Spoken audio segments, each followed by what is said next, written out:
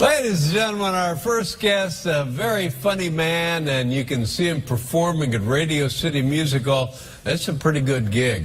That place will seat like 6,000 people, and it's not going to be one night. It's going to be multiple nights for this guy. It's sold out at Radio City Music Hall in like 10 minutes. 10 minutes, ladies and gentlemen. I'd like to see you do that.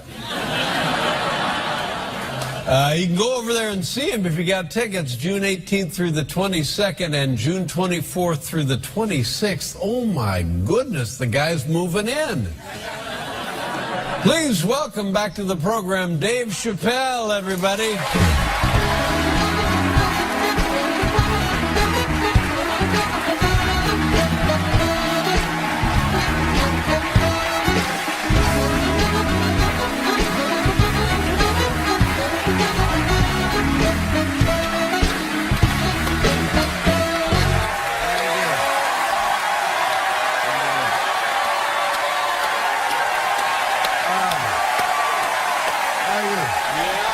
That's right.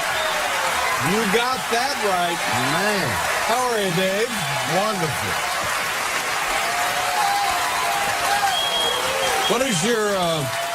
What's your middle name? My middle name? I have several. Kari Weber. Kari Weber. Yeah, that's my middle name. I have two middle names. That's nice. I was hoping my middle name is Michael, and I thought, wow, this would be great if your middle name was Michael, or if my name was Dave Kari Weber Letterman. This is the weirdest start to an interview ever, by the way. And I never knew that your middle name was Michael. Yeah, well, there you go. How about I don't know how I'm going to use this information. Yeah. I'll think of something. Now, wait a minute. You came here with the expectation of leaving with useful information? That's your first mistake, my friend. You never know. You never know when it comes. Now, let's just talk about this Radio City Music Hall gig. You've been there once before, maybe other times, but at least once before, right? Yeah. Well, when was that? When I was maybe 19, I opened for Aretha Franklin at Radio City. Wow. 19. Yeah. Looking back on it, I'm sure she didn't choose me herself. But it was great. It was great. I always want to go back as a headliner. So. Oh, my God. But 19, and like when I was 19, I had a paper route. But looking back on it, were you prepared at 19 for that kind of a gig? Yeah, it was 15 minutes. I had about 30 minutes then. Mm-hmm. You know, I was prepared enough. Yeah. I mean, was I as good as Aretha Franklin? No. Well, no. But my job is just to get people used to looking at the stage. I'm the opening act. Yeah. It mattered to me if I did good, but nobody really cared. Is this, now, in a big gig like this, they have a rehearsal, do they have a walkthrough, they have like a sound checks and that kind of thing? I don't know. I imagine there'll be a sound check. You know, you can either go or send a guy. Right. But when you were 19, did you go for a sound check? Well, I skipped it. Which was a terrible mistake. That was a mistake. It was a terrible mistake. I skipped the sound check, and nobody could hear me for the first 3 minutes. Mm-hmm. But you know what it is, Dave? You've been a stand-up for many years, and you know, you probably get that question when people say, oh, my God, you're a comedian. Well, what happens if you go out there and you tell your jokes and no one laughs? Mm-hmm. Nothing happens.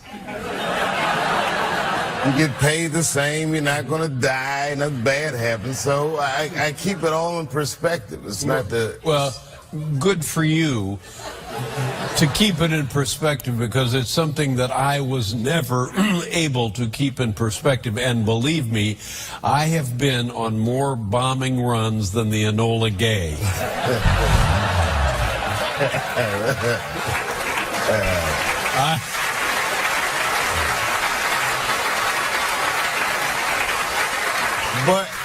I'm of the belief that the best comedians bomb hard. When they bomb hard. You take chances. Sometimes you fall flat. Sometimes you do great. I think that's my favorite comedians did that. Now, in having this discussion not so very long ago with Jerry Seinfeld, he said that when he's in a situation where he senses that things are not going his way is when all he does is rely on the material. He doesn't worry about anything else. He just goes right on with his material, and sooner or later he will prevail. Do you have that experience? Not at all. No. No. We'll be right back with Dave Chappelle, ladies and gentlemen.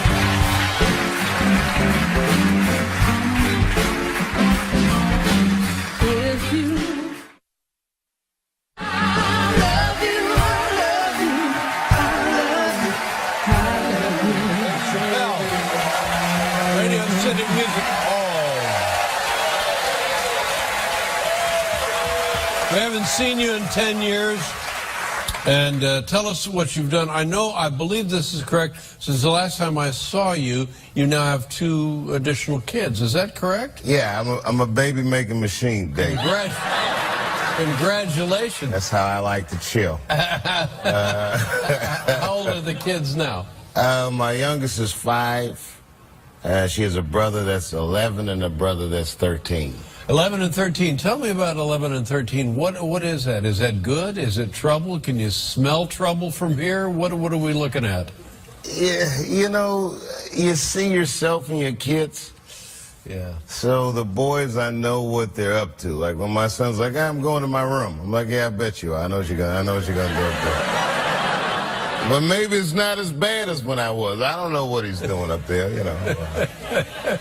But you have a hunch. I have a hunch. I got my suspicions. Mm-hmm. And the little girl, how's she doing? She's actually backstage. That's nice. She's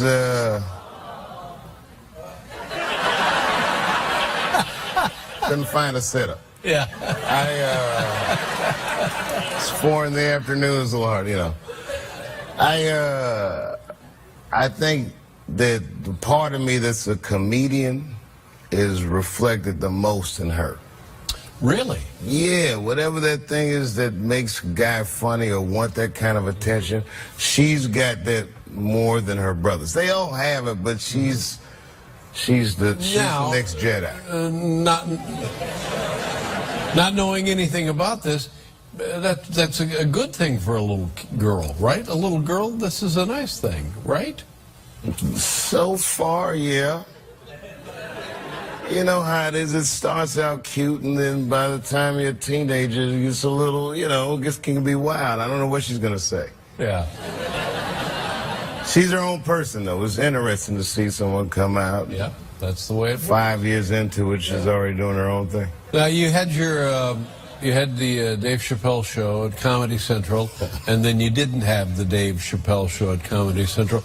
And in comedy, the reason most people have a show and then don't have a show is because they say, well, we don't want you to have a show anymore. But that wasn't the case here.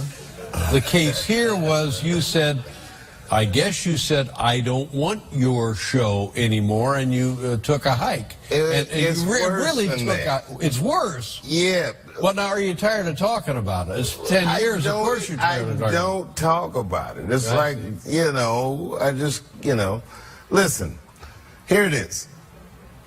Technically, I never quit. I'm 7 years late for work.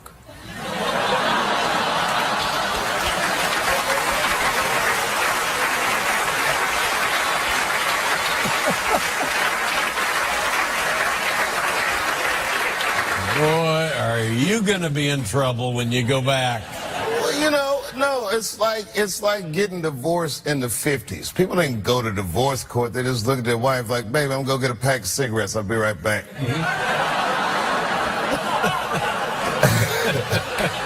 And then they just leave with the clothes on their back and make them go of it. Yeah.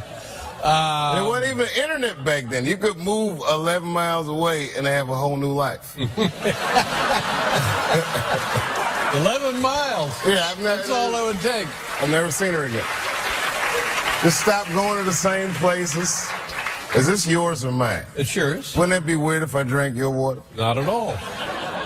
But so there was a wild speculation, and is there anything that we don't know that we should know, or something we do know that we shouldn't know? Huh?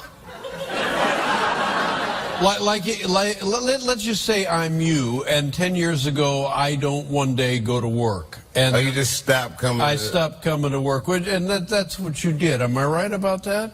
Yeah. Okay, and you went to South Africa. Am I right about that? Yeah. And you lived in South Africa for an extended period of time. Well, no. I was there for 2 weeks.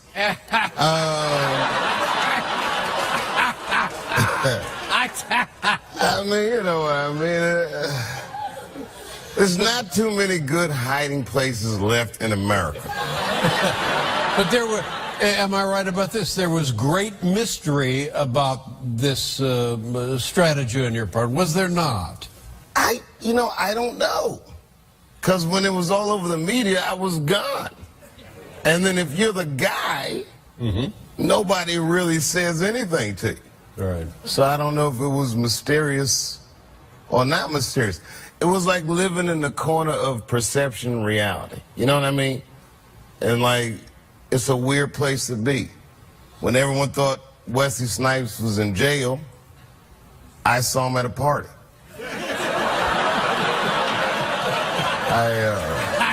That's right.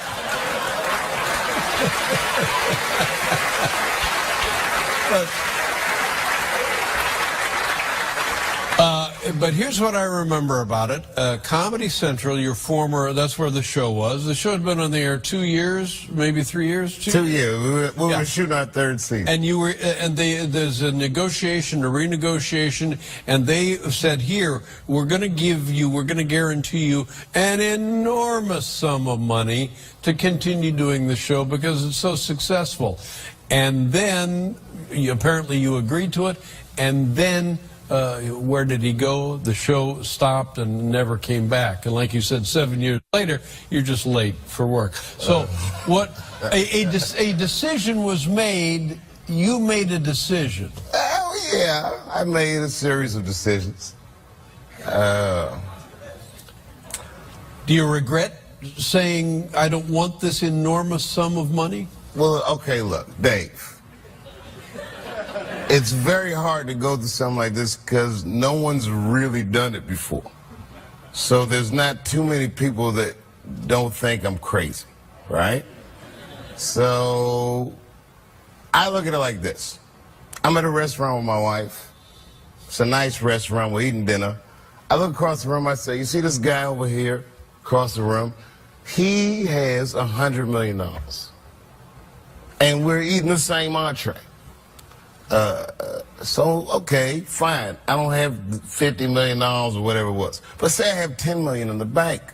The difference in lifestyle is minuscule.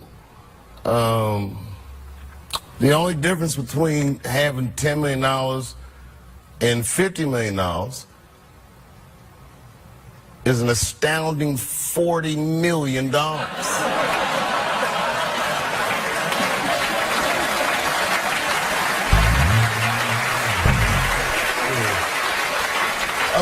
Of course, I would like to have that money. You're right. It is.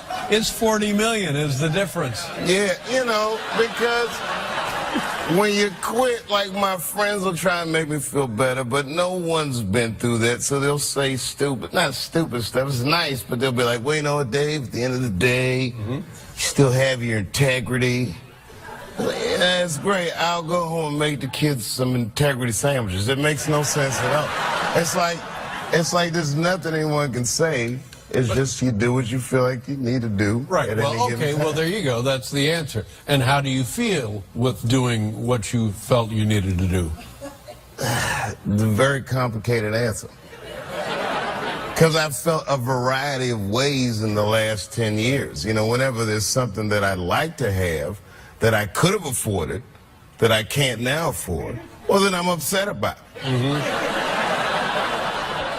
But then when I see a guy going to a job that's time consuming and he doesn't have the free time to do the things that I get to do, then I'd feel good about it. But overall, in your heart, in everyone's heart, we know money is not the answer or the solution. Money is the fuel for choices. Money gives me choices. So that's not nothing. It's something. I can choose when I want my kids to go to school. I can choose what I want to eat in a given day. It's not the end, but it's not the end all be all. There are other things in my life that I did not purchase with money that are very valuable to me. That's right. And let's just say you had the 40 million. Who's to say you would be a happier or better person? I think I might be a happier person.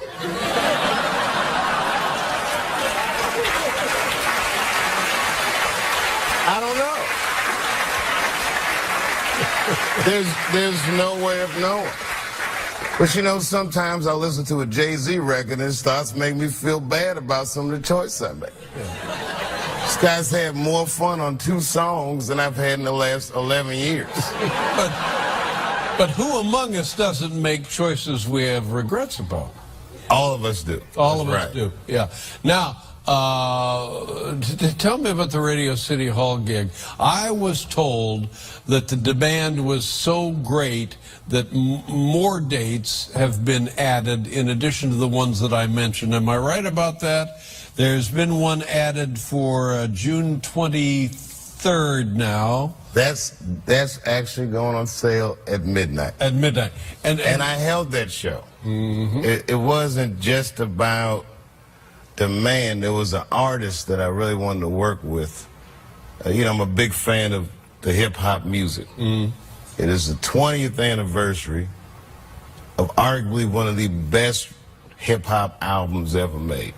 That album's Illmatic. That artist is Nas. So